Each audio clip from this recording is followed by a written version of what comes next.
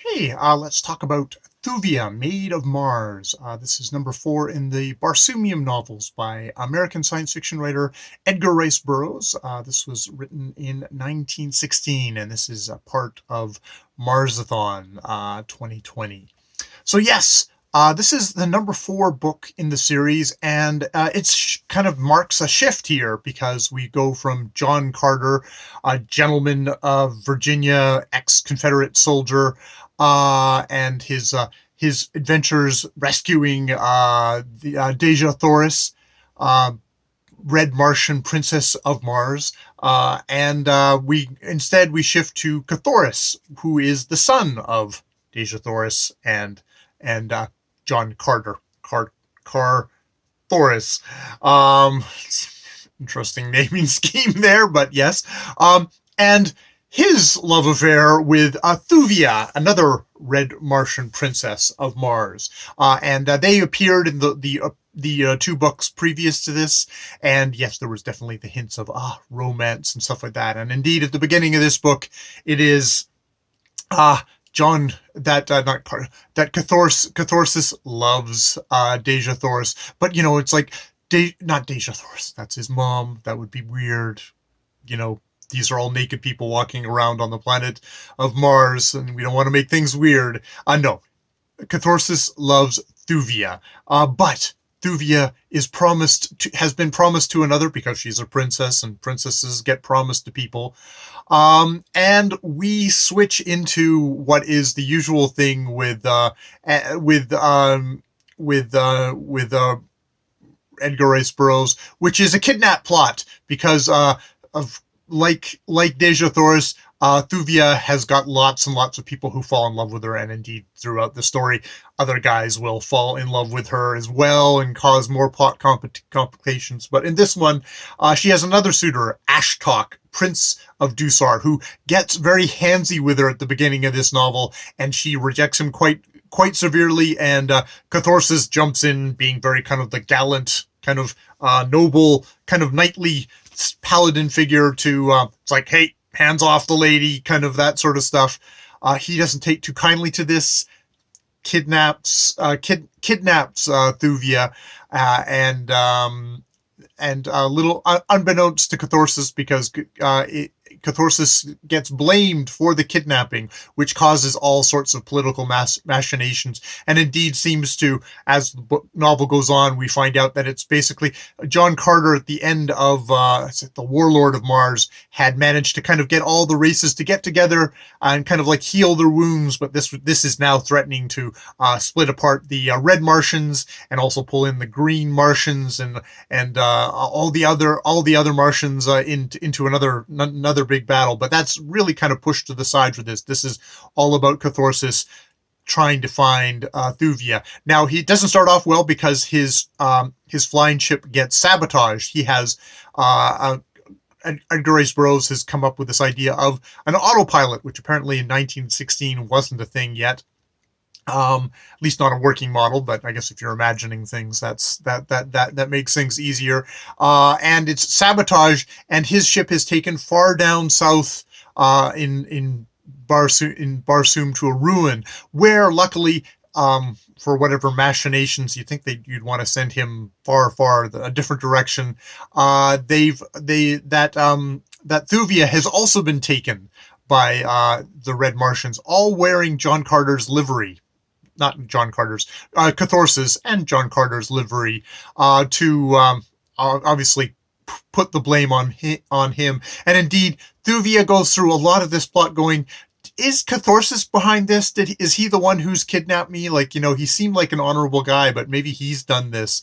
And we have a little bit of like there's tension there, which gets in the way of true love. Because these are all just, it's princess and prince kind of like, will they or won't they kind of get together at the end, those crazy kids. But actually, this is where we get into the kind of the cool, almost Star Trek plot, which I being a Star Trek fan, this definitely gives you one, because amongst these ruins, what they find is the Lotharians, who are this ancient fair-skinned race, Martians who had been kind of hunted here, chased here by the savage green Martians, really tall, multi-limbed, savage warrior types, and it's here that they actually developed mind skills that they could project bowmen. They can actually imagine they can imagine warriors into shape and make the green Martians actually believe they're there. So it actually, when they shoot an arrow at a green Martian, the green Martian's mind actually says, I'm being shot by an arrow and thus I die, even though it's all imagined. It's all imagined, all projections by the minds of the Lotharians.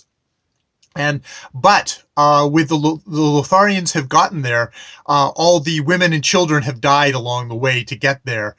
So they have subsisted on their own all this time, apparently either giantly long-lived, or maybe they've just imagined themselves to be giantly long-lived. There's two different camps amongst the Lotharians. There's the realists who believe that they have to imagine a meal and then eat it, and that will keep them alive. And then there's the Aetherius, who believe that they can survive without eating because they are only their mind, and they thus do not need food, or do not need to have the imagined fiction of having food. And in addition to like the bowmen, they also, they populate their world, their city, with like all these different kind of imagined beings, to kind of like, this is what it looked like back in the day. What was it like in the back of the day? And indeed, they have the idea that at some point they might actually be able to imagine someone into existence so firmly that that person will be able to exist independently of the Lotharian who was imagining them in the first place, and thus their race would be able to reproduce again. So it's this kind of weird thought experiment of people doing thought experiments stuff. So it's actually really kind of a little fascinating kind of nugget in this. It's a very daring do thing where you have, of course, everyone seems to fall in love with Thuvia and wants Thuvia, and they tries to trick Catharsis, and finally, there's a battle back, and they get back to Ashtok, the Prince of Dusar, who's like, oh crap. If anyone because of all the political fallout that's happened, it's like at this point everyone's teaming up against the John Carter's Heliums, teaming up against them because they blamed Catharsis for stealing Thuvia.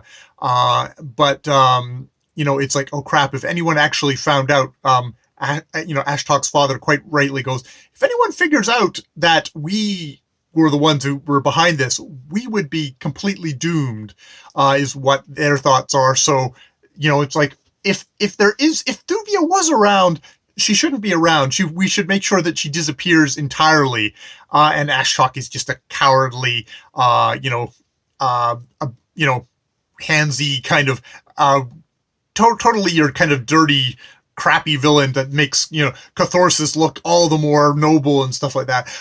This is it's a fun, it's very well honed. It's like, it was one of these things of, it comes to an ending, like it comes, the whole Catharsis and Thuvia thing is resolved, and then it's like, cluck, we're done.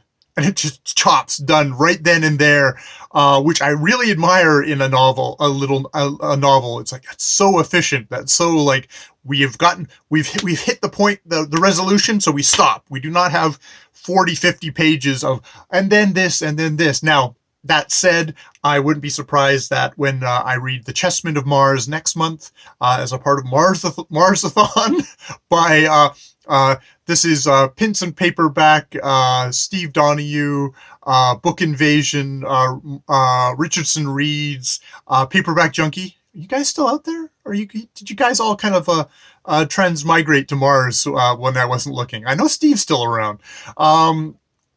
Well, but then again, he's 28. He could be anywhere.